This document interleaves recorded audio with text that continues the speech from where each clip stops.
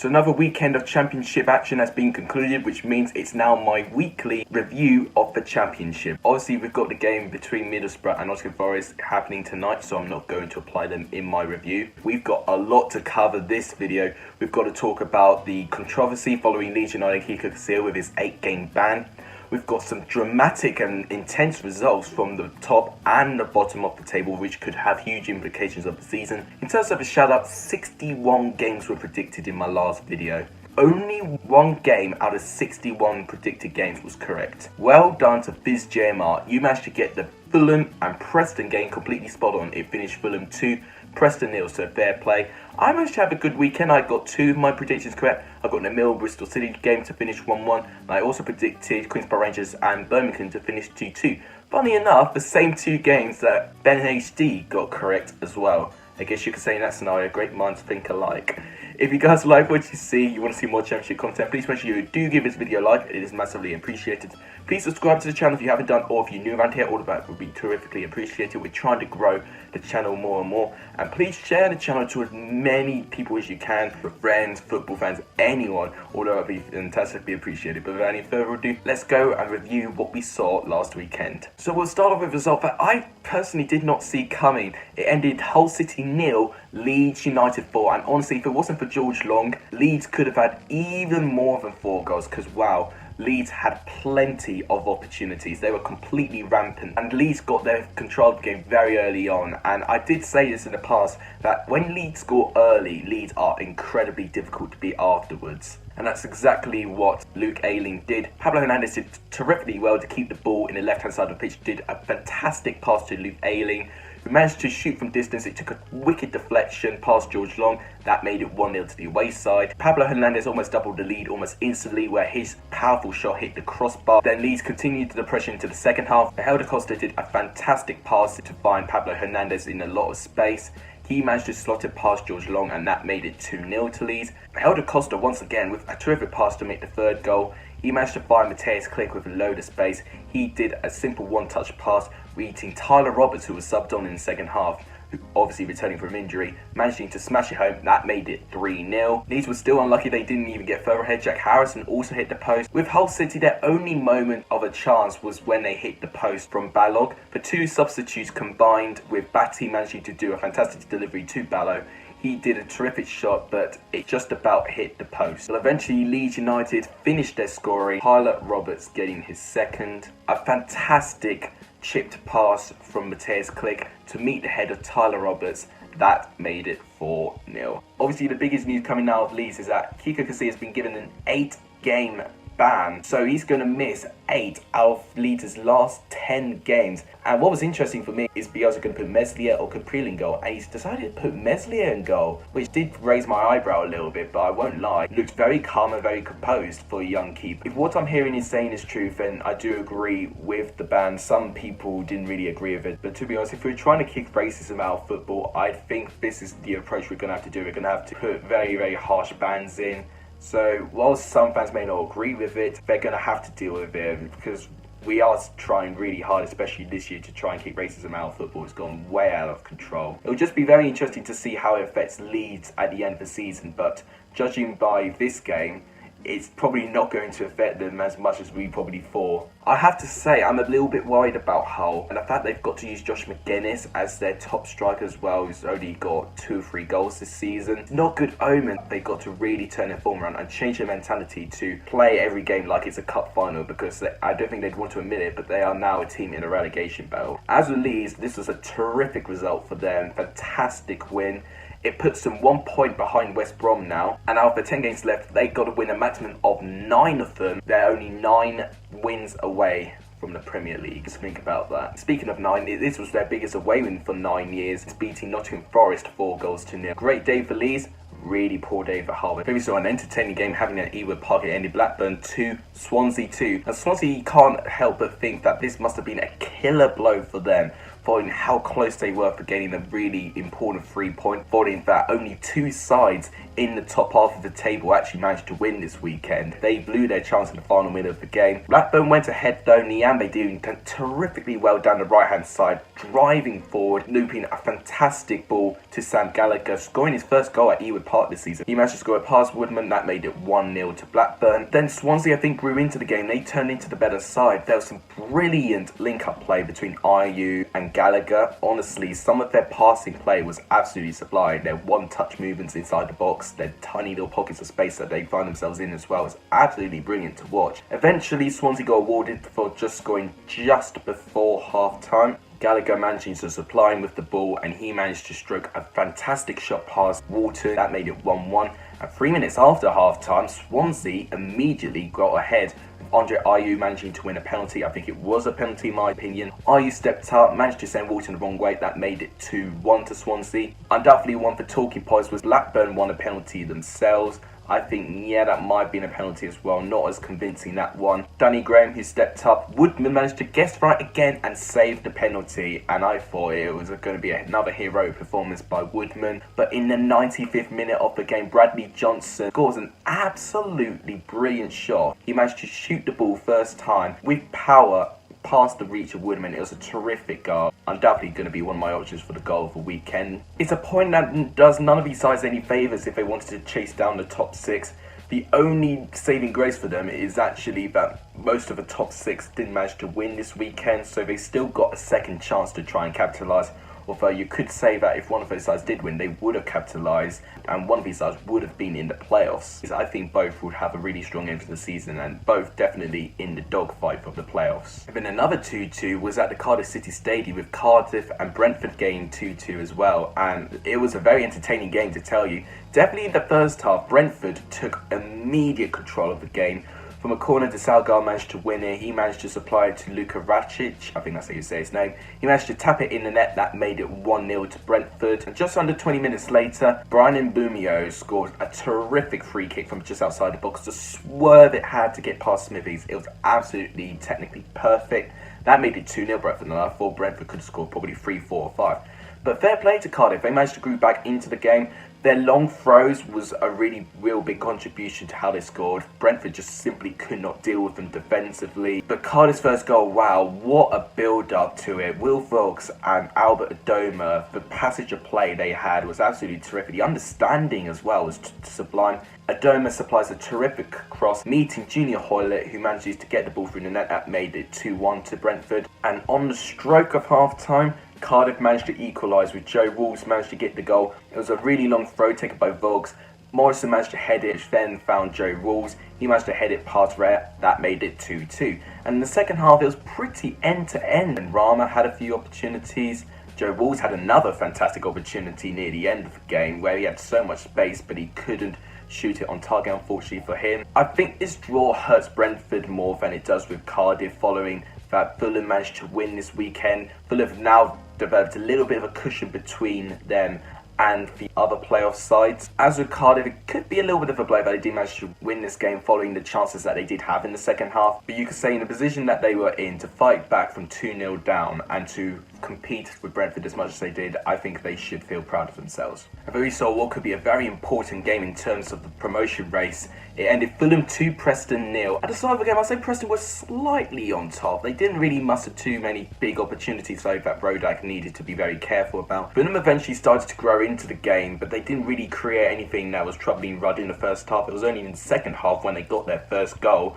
I thought Fulham looked really dangerous and threatening. It was a bit fortunate how they got the goal. It was from a corner. David Nugent tried to head it and he did not control it at all.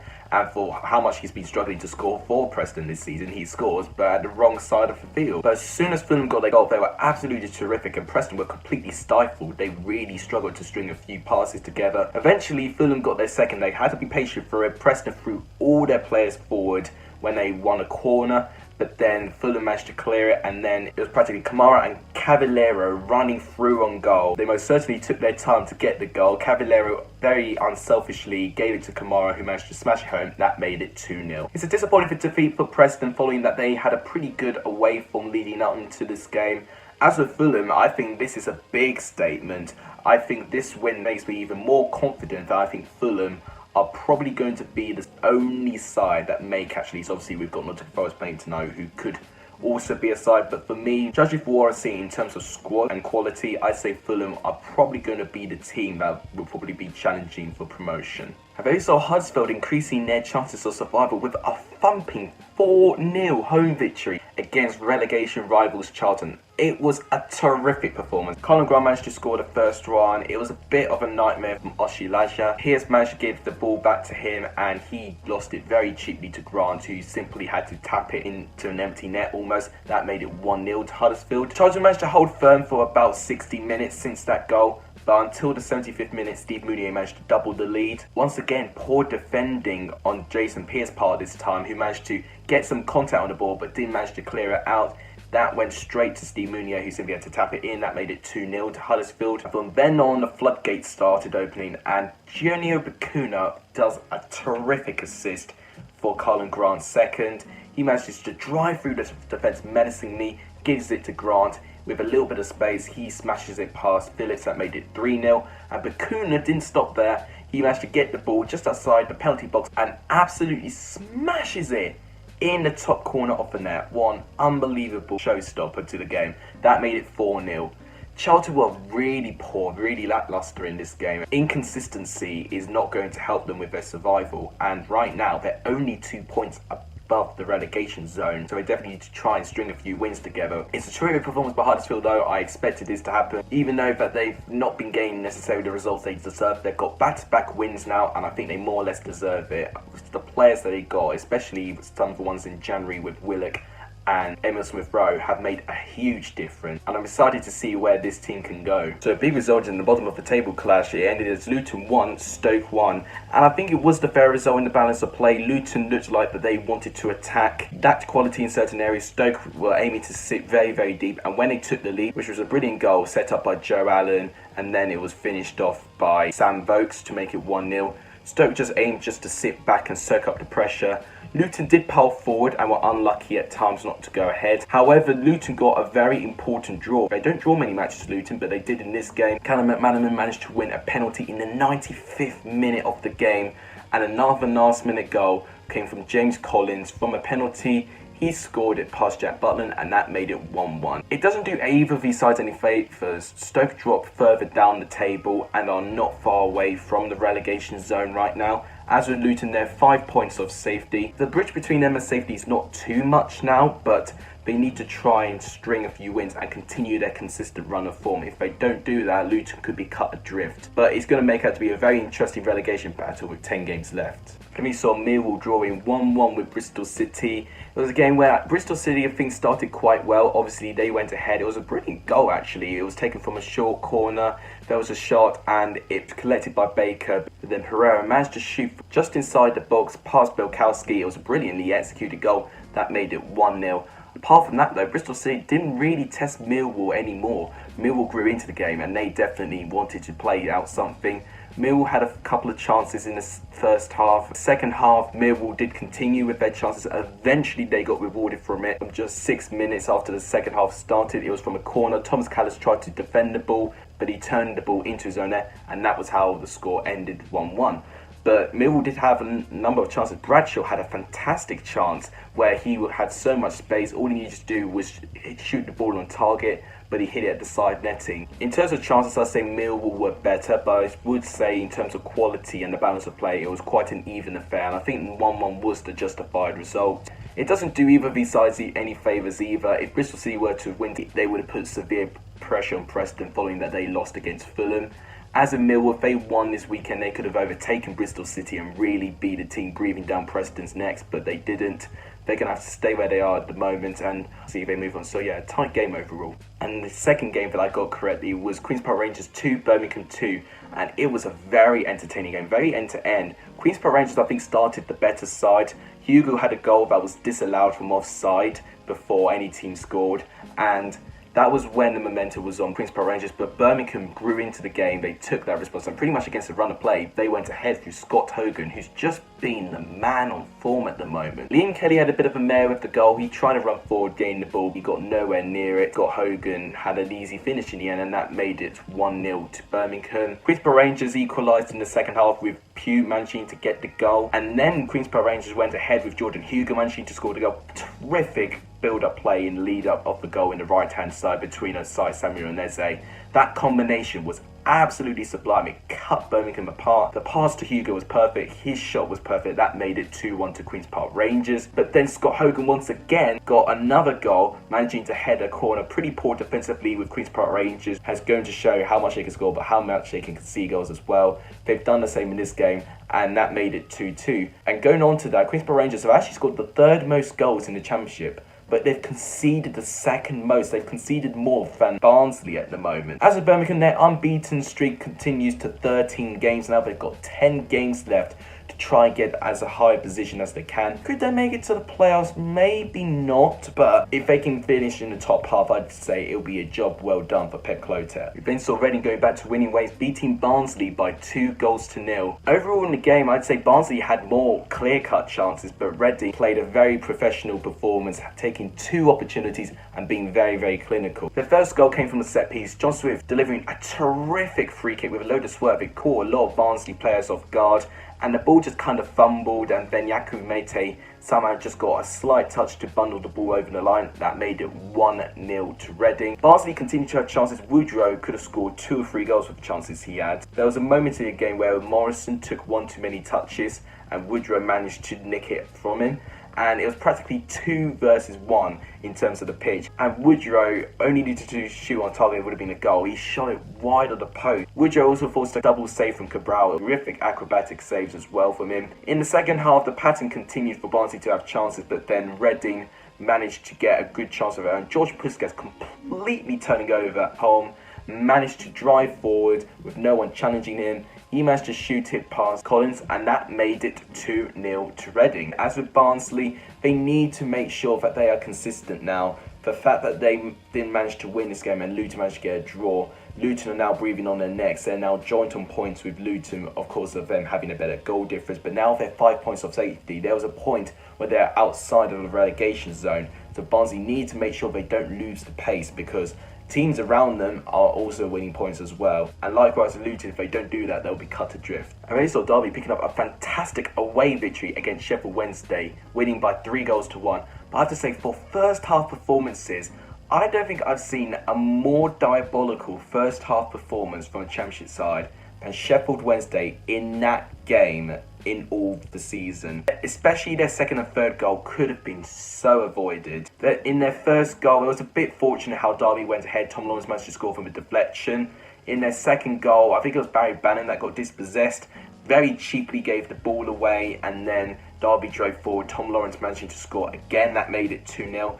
And then Jason Knight made it 3-0, where once again Sheffield Wednesday was just making a load of mistakes, where Sheffield Wednesday gave the ball again. Chris Martin, who was very instrumental for all 3 of the goals actually, he managed to get the ball back, supplied it to Jason Knight. He managed to make it 3-0. To be fair to them, in the second half, they weren't as awful. They did improve. Sheffield Wednesday, I think, even had better chances in the second half than Derby did, but I think Derby at that time were prepared to kind of sit back, slow the game down a little bit. Josh Windass managed to score for Sheffield Wednesday. Pretty good goal, a fantastic run from him. He got a fantastic tap, brilliant control from him. That made it 3-1. He's been Sheffield Wednesday's best player for me since he's joined, actually. It's a very poor defeat for Sheffield Wednesday. Judging how tight the bottom half of the table is, they've got to be very, very careful. I think Sheffield Wednesday may be okay based on the quality of the squad, but likewise with Hull, if they don't change their mindset, Sheffield Wednesday could be in severe danger. As with Derby, it's a fantastic win for them. Obviously, they've got to play midweek in the FA Cup. It'll be interesting to see what Philip Koku does for that game, but for what I'm seeing here,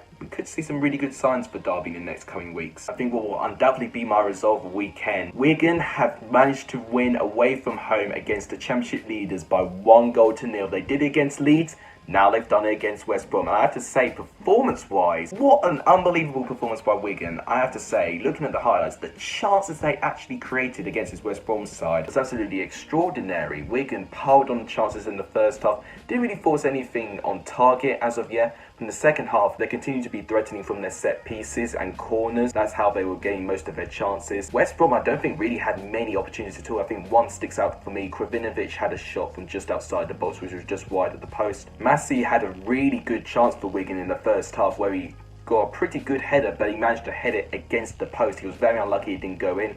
But Wigan were really well rewarded with their efforts. Sam Morsey with the goal. It was from another corner. The ball was pinballed and West Brom failed to defend it. Morsey struck it very, very well, managing to get power past Sam Johnston. That made it 1-0 to Wigan. And to be honest, it could have even been more than that. Jamal Lowe was put one-on-one with Sam Johnston, managed to shoot it straight at Sam Johnston, where he probably should have gone round and then shoot it at goal. But nevertheless, it was a terrific performance by Wigan. What performance that was from West Brom, I have no idea. It was really below par performance from them.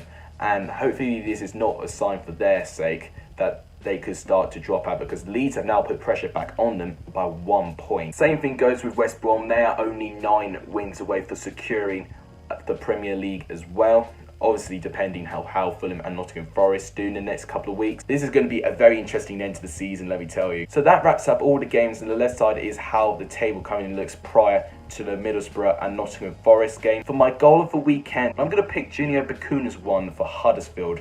The technique he got on that to score Huddersfield's fourth was absolutely sublime. I'm going to give my goal of the weekend to Junior Bakuna. For my result for the weekend, it's this game. I'm going to give it to West Brom 0, Wigan 1. Unbelievable 3 points for Wigan. For a side that we joked about that they could not win away from home, they've now won 4 away games this year. Last year they only won once away from home. So Paul Cook and Wigan have done absolutely amazing. They've climbed out the relegation zone and got a bit of breathing space now, which is absolutely incredible. I thought they were cut adrift at one point. As for my player of the weekend, I spent a long time trying to decide, but for me, I'm just going to edge Pablo Hernandez. The way he did play against Hull City, the assist for the first goal was terrific. His actual goal itself was terrific. His shot against the crossbar, he was a continuous threat for Leeds and is really driving Leeds forward to have a strong attacking sense going forward. Could have given it to Tyler Roberts as well from Leeds. Could have given it to a load of other players who had standout performances. But for me, in terms of the quality and what really stood out for me was how good Pablo Hernandez was in that game. So for me, my player of the weekend just goes to Pablo Hernandez. But now we have some FA Cup games to predict. So on the left side of your screen now are my predictions of the FA Cup games involving the Championship side. Right hand side of the screen are all the remaining FA Cup fixtures games. So I'll talk through the games involving the Championship side. We'll start off with Reading versus Sheffield United. It'll be interesting. I think Sheffield United are going to rotate their squads a little bit following how good they've been in the league already. It will be wanting to push for top 5. Reading could surprise Sheffield United, but I'm probably going to edge Sheffield United for a 2-1 away victory. West Brom and Newcastle will be very interesting. Is this the Samuel Rondon derby? I think I could see West Brom being the upper hand. I'm going to say a 2-1 home victory to West Brom. Newcastle at the moment have not been scoring as frequently. They're in a pretty sticky patch of form in the league. Even though West Brom did lose in the weekend against Wigan, I think they'll recover well in this game. I think strength and depth of the squad will carry through. I'll say 2-1 West Brom. Sheffield Wednesday, Manchester City. This could be carnage for Gary Monk. If they were to play each other when Sheffield Wednesday went a strong run of form, I would say this could have been a really interesting game. But as of now, I'm not very confident of Sheffield Wednesday getting into this game. I'm not going to lie. I'm going to say a 3-0 away victory to Manchester City. I think they'll make light work of it. I'm sorry. Leicester versus Birmingham is interesting. Obviously, Birmingham have had that long unbeaten streak. Leicester at the moment are not on a great run of form with only 1 win in their last 6 games. I'm going to say Leicester get a 2-0 home victory, but I could be wrong on that one. I think Birmingham can definitely surprise Leicester. And the final game, definitely one I'm probably looking forward to the most, Derby versus Manchester United. Wayne Rooney coming back against his former club. Honestly, if he scores a free kick or gets a hat-trick against his former club, it will be so poetic. However, I think Manchester United will be taking this competition quite seriously. So I expect Manchester United to win, but I think they'll win by 2-1. I think it'll be a very tight game. I'm really looking forward to this one. So that wraps it up for today's video. If you guys liked what you see, want to see more Championship content, please make sure you do give this video a like. It is tremendously appreciated. Please subscribe if you haven't done, or if you're new around here, all of that would be terrifically appreciated. And please share the channel to as many people as you can, your friends, family, whatever. Championship fans, football fans, all of that would be fantastically appreciated. If you guys want to ask me anything outside of YouTube, my Twitter is always on the bottom right hand corner of the video. But that wraps it up. Thank you guys so much for watching. You guys are legendary if you saw the end of this video. And as always, take care.